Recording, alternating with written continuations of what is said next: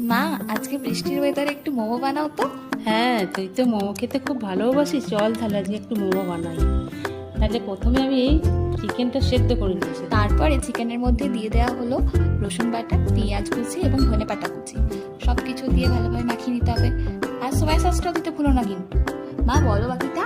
নুন দিলাম, তারপর গোলমরিচের গুঁড়ো, তারপরে একটা তো চাটনি বানাতে হবে। হ্যাঁ, সেটা তো খুব ঝাল হয়। চাটনিটাতে কিন্তু আমরা টমেটো আর রসুন আর শুকনো লঙ্কা ভালোভাবে সিদ্ধ করে পেস্ট করে নিই। সেটাকে কড়াইতে একটু তেল দিয়ে ভালোভাবে নেড়ে নিলাম। হয়ে গেল আমাদের চাটনি। বাকিটা বলো। তার মধ্যে কিন্তু একটু লেবুর রসও দিয়েছিলাম।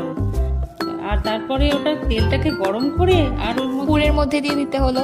পুরটা ভালোভাবে তৈরি করার পর আমরা একটা একটা করে লিচি কেটে তার মধ্যে দিয়ে দিলাম মোমোর পুর।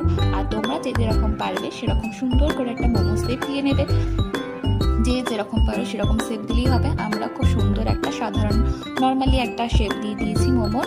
তারপর একটা একটা করে মোমো তৈরি করে আমরা বসিয়ে দেবো স্টিম হওয়ার জন্য।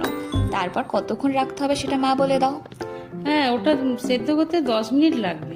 প্রত্যেকটা প্লেট আমাদের মিনিমাম 10 মিনিট করে লাগবে পুরোটা স্টিম হতে। তারপরে কিন্তু আমাদের তৈরি হয়ে যাবে গরম গরম স্টিম মোমো। আপনারা অবশ্যই বাড়িতে ট্রাই করবেন। আর চলো মা, আমরা খেয়ে টেস্ট করে বলি কেমন হয়েছে। হ্যাঁ, তুই